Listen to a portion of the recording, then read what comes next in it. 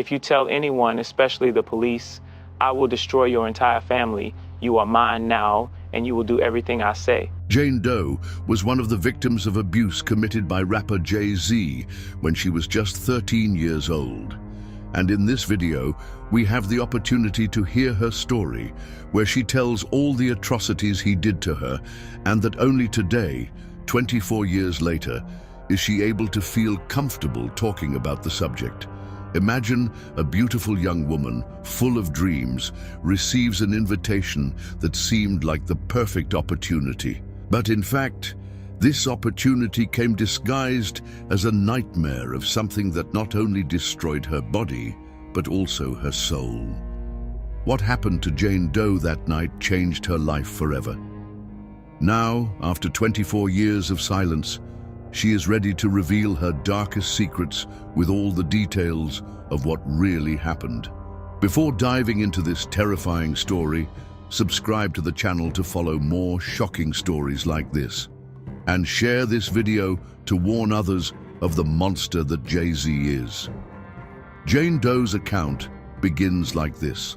For a long time, I lived in silence, not because I didn't want to talk, but because fear suffocated me. My name is Jane Doe. Today, at 37 years old, I'm here to tell you everything that the monster Jay-Z did to me. A story I kept for more than 2 decades. This is not an easy story to hear, and even less to tell, but it's a story that needs to be shared because there are other people like me who are still stuck in silence. I know you might think it took me too long to speak or think I'm lying, but everything I'm going to tell you is real, so I ask you not to say I'm lying. Just listen to what I have to say. When it all happened, I was only 13 years old. I was a girl full of dreams, fascinated by the world of music. I grew up in a simple neighborhood, but I carried with me the hope that talent could take me beyond the barriers that life had already placed in my path. It was during the 2000 MTV Video Music Awards that my life changed forever. I wasn't there as a guest, of course. I was just a teenager who dreamed of being close to the stars I saw on television. So when a driver approached me outside and said there was a special party where I could meet some of these legends, I was ecstatic. He said it would be an unforgettable night and that I shouldn't miss the chance. It was at that moment that I was taken to a dark universe, where glamour was just a facade for something much more cruel. The party was in a luxurious mansion, full of people who seemed important, but also full of people like me, young and vulnerable. Amidst the lights and loud music, a man was introduced to me. He had an almost magnetic charisma, but there was something in his gaze that made me hesitate. That man was Jay-Z. He didn't seem to see a teenage girl in front of him.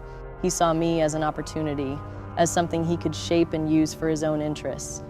He told me that great stars start like this, with the courage to be in the right places and trust in the right people. With every word, he made me believe that I was at the beginning of something big. But I would soon discover that this beginning was a trap. At that party, I was put in situations I didn't know how to avoid. Jay-Z and others around me surrounded me with praise and promises, but their actions said something else. It was a power game, where I was the weakest piece on the board. Today, I know that what happened to me that night was never my fault. But at that time, I didn't know that. I was a child trying to understand why something so wrong could be happening in a place that was supposed to be a dream place. That was the beginning of an experience that changed my life forever. And that's what brings me here today.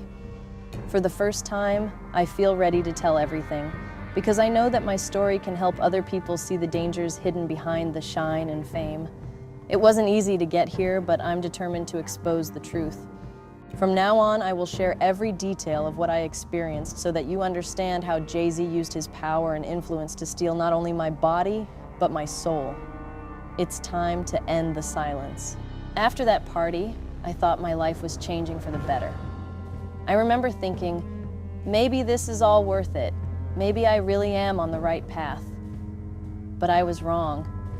That was the first of many nights that Jay-Z would show what it meant to be under his control.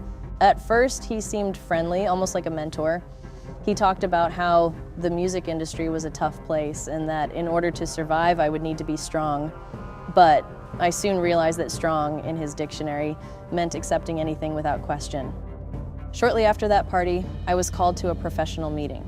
It was in one of Jay-Z's private studios, a place that should be where great hits are born.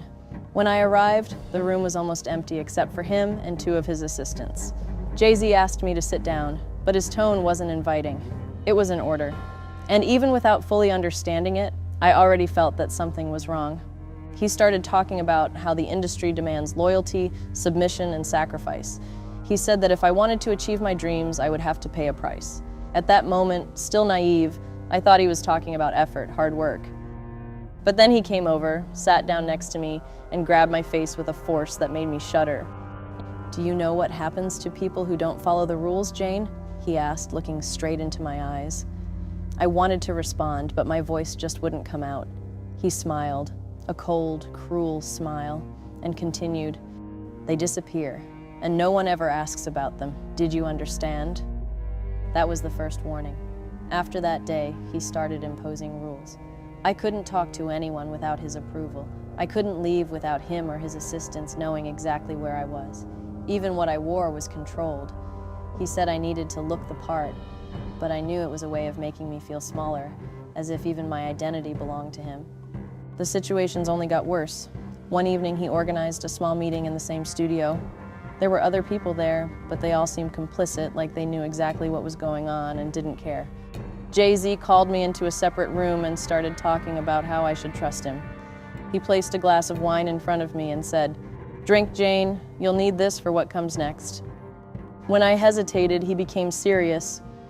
"Don't you trust me?" he asked, with a tone of voice that brooked no argument. Afraid, I obeyed. At that moment, I realized that my will no longer mattered. Over the weeks, Jay-Z became increasingly cruel. He had a way of manipulating that was frightening. He never needed to scream. He used words like knives, slowly cutting through my resistance. He would say things like, "You know you'll never be anyone without me, right? I am your entry ticket. Without me, you're just another talentless girl trying to stand out." Those words left a deep impression on me because he knew exactly where to touch me to make me doubt myself. He created an environment where I thought there was no way out, and that's what he wanted. To make me believe that I needed him for everything, even to exist.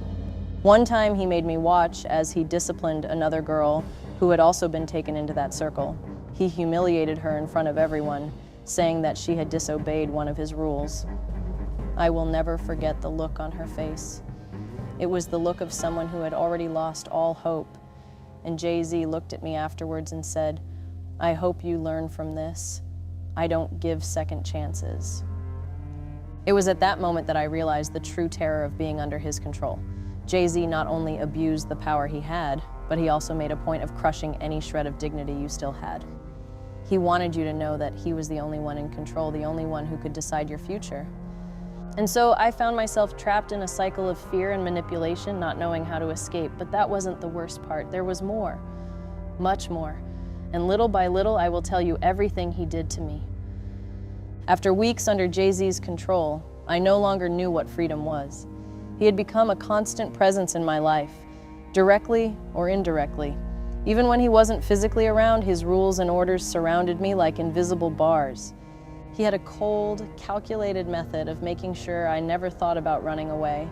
It all started with small gestures that seemed innocent. A driver always picked me up and took me wherever he wanted. I wasn't allowed to use public transportation or walk alone. "It's for your safety," he would say. But I knew it was another way of isolating myself. One of the cruelest things he did was separate me from anyone who could help me. He always found a way to push away anyone who tried to get close. One day, I tried to talk to another girl who also seemed to be under his control. We only spoke for a few minutes before one of Jay-Z's assistants entered the room and told us to shut up. He later confronted me. "You're not here to make friends, Jane. You are here to learn. Any distractions will be eliminated." He said it with such a cold tone that it made me shiver. But isolation wasn't enough for him. Jay-Z wanted total control. He started to decide what I wore, what I ate, and even what I said. He would make comments about my appearance, saying I should look presentable at all times. One time he looked at me and said, "You need to understand that your image reflects mine. Don't make me look bad." These moments were humiliating, but the hardest part was when he turned everything into some kind of game. He liked to put me in situations where I needed to prove my loyalty. This usually happened at private parties, where he and his friends watched me like I was a toy. One night, he took me to the corner of the room and said, "Jane, today you're going to show that you really deserve to be here." He then ordered me to accompany a much older man, saying he was an important guest and that I should be polite to him. When I hesitated, he leaned in close and said quietly, "I won't do it again. Do as I ask, or you will never be invited to these meetings again." I didn't know what to do. My mind was in a panic, but I saw no way out. If I tried to refuse, I knew there would be consequences. He always made that very clear.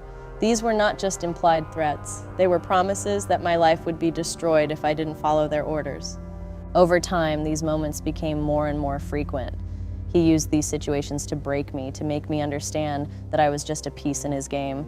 And worse, he did it with a smile on his face, like he was having fun. Jay-Z didn't need to raise his voice or make big gestures to control me. He used subtle words, looks, and actions to keep me in a constant state of fear. He wanted me to know that he was in charge, that my life depended on his decisions. What haunted me most was the fact that no one around seemed to care.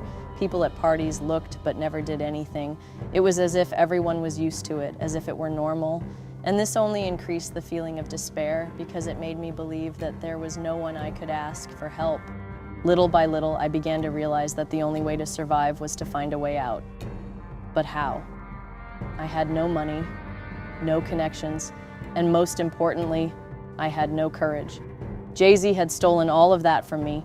He had turned me into someone I barely recognized, but even in the midst of that nightmare, a small part of me still believed that maybe, just maybe, there was a way out. I just needed to figure out how to find her. And as incredible as it may seem, I couldn't escape. As the days turned into weeks, Jay-Z began to test the limits of his control over me. Every word he said seemed loaded with hidden intentions, as if it were part of a cruel game where only he knew the rules. Once he called me late in the afternoon for a meeting at the studio. I thought it would be about music, something that would remind me why I agreed to enter this world. But when I arrived, he was sitting on a leather sofa with a glass of whiskey in his hand and a smile that made me freeze. "Do you know why you are here, Jane?" he asked. His voice was calm, but there was something threatening in the way he looked at me. Before I could respond, he continued, "I'm invested in you, and like any investment, I expect a return. Are you ready to show me that you're worth it?" I tried to ask what he meant, but he just laughed. "Oh, Jane, you are so innocent. It's even funny." He placed the glass of whiskey on the table and stood up, slowly walking towards me. "Let me put it simply. You do as I say, or this all goes away. It's that easy." He moved closer, so close that I could smell the strong alcohol on his breath. "Do you think you can just leave? Do you think you can refuse? I know everything about you. I know where you live. I know about your family. Don't test my patience, Jane. You won't like the result." I wanted to scream, I wanted to run, but something inside me was frozen. It was as if he had stolen my ability to react. He knew this and used it against me. After that conversation, he started making requests. Things that seemed small at first, but were clearly designed to test how far I was willing to go. He would send me to get drinks for him and his friends at parties, always making sure I heard the nasty comments they made. He asked me to smile and look happy, even when I was on the verge of breaking down. One day, he took it even further. During a party at his mansion, he told me to sit next to one of the guests and keep him company. I knew what that meant. My heart started beating so fast that I thought I was going to faint. When I tried to protest, he just tilted his head and said, "You don't want to disappoint me, do you?" The humiliation was unbearable.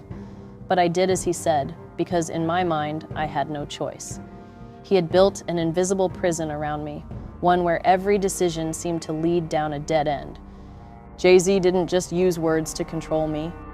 He used fear, manipulation, and most of all, power. He knew that as a teenager alone in an unfamiliar world, I had no one to turn to. And he made the most of it. But even at that moment, deep in my heart, I knew I needed to find a way to escape. I just didn't know how. Not yet. But something told me that if I didn't leave soon, he would end up taking everything that was left from me. As time went on, it became clear that Jay-Z was using his mentor image as a tool to keep me under control. He knew exactly how to present himself as a guide, someone who wanted to help, but it was all just a facade to manipulate and subjugate. After every party or gathering, he always found a way to remind me that I was there because of him. "You're lucky to be here, Jane," he'd say. "I see potential in you, something no one else sees. But potential alone is not enough. You have to be willing to do whatever it takes." Those words were like a constant warning. Either I followed what he wanted or he would discard me. With each conversation, he made me believe that without him, I would have no future. And worse, he made a point of creating situations to reinforce this point. One time, he called me into the studio under the guise of learning about the industry. When I arrived, he was there with a small group of people who seemed as influential as he was. He made me sit next to him as he started talking about business, about how he had built his empire. It was fascinating to listen to, but the tone of his voice was always the same, authoritative, domineering. After a while, he turned to me and said, "Jane, do you know what everyone in this room has in common? They are loyal. They understand that to get to the top, you have to follow the rules. My rules." He then placed his hand on my shoulder and continued, "I'm going to be honest with you. There are many people who would like to be in your place, lots of. So if you don't want it anymore, just tell me. But know that if you leave, no one will help you. And do you know why? Because they know I control everything." That was his trick. He never needed to shout or directly threaten. He used innuendo and emotional manipulation to make me believe I was trapped, that he was the only person who could give me a future. Another time, he took me to a recording session with a famous artist. It was supposed to be an exciting time, a chance to learn from professionals. But it soon became clear that I wasn't there to learn. Jay-Z ignored me throughout the session, speaking only to the artist and his producers. When he finished, he took me aside and said, "Do you see what happened here today? You will only reach this level if you learn to listen and obey. Don't question, just trust me." That was the first time I really understood how much he liked to play with my mind. He made it seem like he was helping me, when in reality, he was conditioning me to accept whatever he demanded. The worst part was the way he used moments of kindness to confuse me. He praised me in public, made it seem like I was special. "You have something other people don't have, Jane," he would say, "but that only matters if you know how to use it." These moments left me in a constant state of confusion. How could I hate someone who sometimes seemed to believe in me? But then he would be the same cold, calculating man again, reminding me that I was nothing without him. It was a never-ending cycle of manipulation, where every little act of kindness was used as a weapon to keep me under control. He was a master at creating dependency, at making you feel like you had no other option than to stay and follow his rules. I knew I needed to leave, but the question was how? How to escape from someone who seemed to have the whole world on their side. The more time passed, the more Jay-Z made a point of demonstrating the control he had over me. My every move felt supervised, every decision filtered by his rules. It was like he was playing God, testing how far he could go before breaking me completely. One day, he called me to an urgent meeting at one of the mansions he used for parties. I already knew what this meant. It wasn't a meeting, but another test to prove that I was under his control. When I arrived, he was sitting at the table with some of his assistants, but unlike the other times, there was also a group of men I had never seen before. He made me sit next to him, placing his hand on my shoulder as if he was marking his territory. "Jane, I want you to meet some important people. These people have the power to change your life, or end it. It all depends on how you behave today." My throat dried up. He didn't need to say anything else. The message was clear. During the meeting, he ignored me most of the time, but every moment he looked in my direction, as if checking to see if I understood my place there. After the meeting, he called me into a smaller room. He seemed calm, but it was the kind of calm that made my skin crawl. "You did well today, Jane," he said, walking slowly around me, "but it's still not at the level I need. You know what that means, don't you?" I didn't know what to answer. He leaned in close to my face and whispered, It means you need to prove to me that you're taken, that she's willing to do whatever it takes to stay here. These situations began to become more frequent. He made a point of creating moments where I felt completely vulnerable, where every decision felt like a dead end. It was as if he took pleasure in watching my despair. One night, during a particularly influential party, he called me upstairs. When I arrived, he was alone, sitting in an armchair with a glass in his hand. He asked me to close the door. "Jane, I'm running out of patience," he said bluntly. "I need to know if you're willing to follow my rules or if I'm going to have to find someone more trustworthy." I tried to argue to say I was doing my best, but he interrupted me. "Your best is not enough," he said with a tone of voice that seemed to cut through the air. "Do you want me to believe you? So show me that I can trust you. Now." The way he said it was calculated. He didn't shout. He didn't make explicit threats. He simply put me in a position where the only answer seemed to be to obey. It was a perverse game of domination where he was the only winner. The scariest thing was how he managed to involve other people in this cycle of control. On one occasion, he asked one of his assistants to take me to an event, saying it would be good for my career. When I arrived, I realized that the event was nothing like they had promised. It was another situation where I was surrounded by people who seemed complicit, while Jay-Z watched from afar, like a director watching his own play. Every day that passed, I felt like I was losing more of myself. He was molding me in his image, taking away my ability to decide, to resist. But even in that darkness, a small part of me still wanted to fight, still wanted to escape. I just needed to find the right moment. After months of living under Jay-Z's control, I reached a point where I knew I couldn't escape alone. The manipulation and fear had left me completely paralyzed, but a part of me still believed there was a way out. It was then that I made the most difficult decision, telling my family everything. Until that moment, I hadn't said anything. How could I? For them, the idea of me having contact with someone as powerful as Jay-Z was a source of pride. They believed that I was fulfilling a dream, that I was being guided by one of the biggest names in music, but I knew that if I didn't speak out, things would only get worse.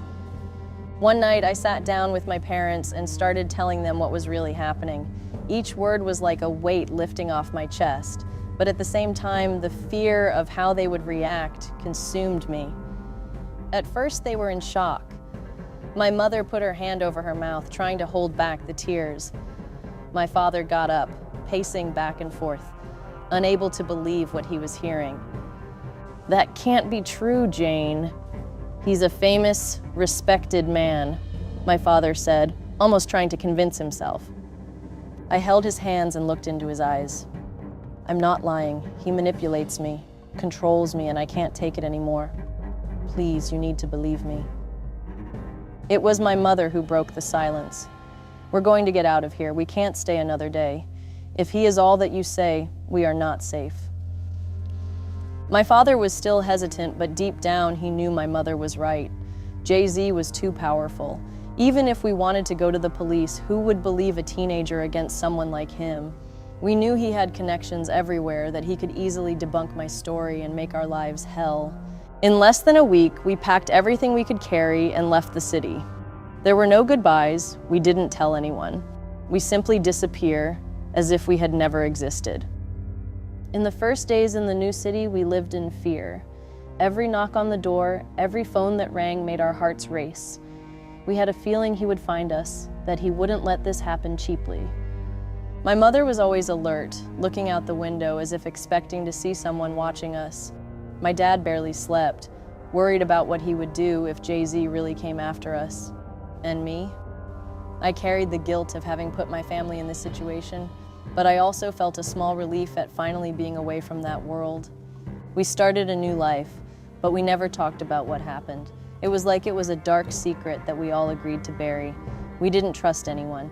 Even making friends felt dangerous, because deep down we always feared that somehow Jay-Z would find out where we were. This fear followed us for years. He was always there, like a shadow that never disappeared. Every time I heard his name on TV or saw one of his songs playing, I felt a knot in my stomach. I knew he was still out there, living his life without consequences, while we were the exiles, in hiding, trying to rebuild what he had destroyed. Despite this, being with my family is what kept me strong. They believed in me when no one else would, and they helped me escape something that could have destroyed my life forever. But even far away, I knew I wasn't completely free yet. The fear of Jay-Z never left me, and the silence we maintained was both a protection and a prison. For many years, I lived in silence. After my family and I left everything behind, our priority was simply surviving. Starting over somewhere else, pretending none of this had happened, was the only way to move forward. But the fear never went away. Every time I heard Jay-Z's name, it was like everything came back. The memories, his looks, the words he used to manipulate me. Everything came flooding back as if it had happened the day before. My mother said it was better to leave the past in the past, that no one would believe me, and that it was too powerful to face. And for a long time I agreed with her. It was easier to convince myself that silence was a form of protection. But silence was also a prison. No matter how much we tried to start over, there was always a weight on us. I wondered what would have happened to other girls who passed through his hands. Did they manage to escape? Were they still stuck in that cycle of abuse and manipulation? As the years passed, I tried to bury the memories and move on. But the truth is, you never forget something like that. Abuses like the ones I suffered leave deep marks, invisible to the world, but impossible to ignore for those who carry them. It was only recently, when I saw other victims coming forward, that something inside me changed. I realized that I wasn't alone, that there were people who were finally finding the courage to speak out. They inspired me to do the same, even though the fear was still there, reminding me of what could happen. Today, I decided to tell my story because I know that silence only benefits those who abuse power. I'm still scared, of course. Fear of not being believed, fear of reliving everything that happened, fear of what he or the people around him might do. But I also know that my story can help others find their voice. Reporting something like this is not easy. It's like opening a wound that never completely healed. But at the same time, it is liberating. It's a chance to take back some of the control he stole from me so many years ago. I want other people who have gone through what I went through to know that they are not alone. That no matter how powerful someone may seem, the truth always has value. And now, after so long living in fear, I finally feel like I'm ready to face the past. Not to get revenge, but to make sure what happened to me doesn't happen to anyone else. Jay-Z may have used his power to silence me, but today, my voice is stronger than any control he ever exerted, and I will keep talking no matter what.